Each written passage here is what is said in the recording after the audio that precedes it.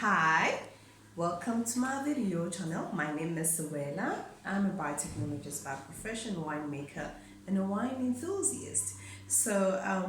This session, this video, I am going to be sharing with you on how to make wine at home. So I'm busy with the orange wine that I'm preparing just at home behind the counter, and this is going to be part 4 of the entire process on making on making orange wine. So basically the first video, which is part 1 on orange wine that I've done, I've shared information regarding the importance of working under sterile conditions even behind your counter in the kitchen when making wine, how that affects the success of your fermentation, and how important that it is to make sure that we protect our wines against unwanted microorganisms. And we can only do that if we do actually work under sterile conditions, and we make sure that our equipment and everything else that we're going to allow to be in contact with our wine is purely clean. So that was part 1, and on part 2 I've shared the importance of actually creating a starter culture that is going to help you to progress easily into your fermentation process. And then I've also shared part 3. Part 3 was all about the fermentation process, defining what a fermentation is and how that actually results into alcohol, and therefore the importance of following correct procedures, working under correct parameters and conditions as well, and ultimately having a successful fermentation at the end of the day. So today I'm going to share with you the racking process when we're making wine.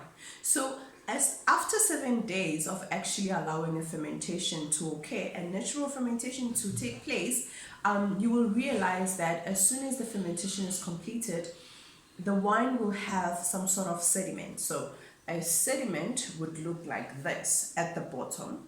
So that's what a sediment is, and you really want this to take place. So it just helps to basically clarify the wine.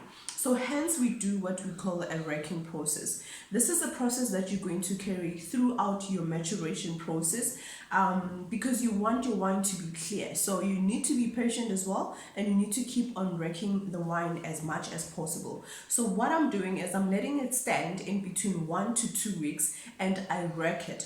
But to define what racking means, racking just simply means that I'm going to transfer the contents of this wine, this bottle, into a different container so that I can leave the sediment behind. So that's what racking is. But the benefit of that is that it allows you to produce a clear wine. So it helps with clarifying the wine. You just need to make sure that you try by all means to transfer only the clear juice into the next bottle, and then you can again put it back into the normal vessel that you're using for your fermentation. So I'm using this siphon pipe, and you can use anything that makes it much more easier for you. I use this, and I transfer this wine into a different bottle, and I'm going to take it back to the bottle that I'm going to use to further mature the wine. So I'm going to be as patient as possible with this wine so that I can have a fine wine. So basically that's what you do, and that's all about part 4 of making orange wine at home. And if you're watching this video, thank you so much. I hope you find it very informative.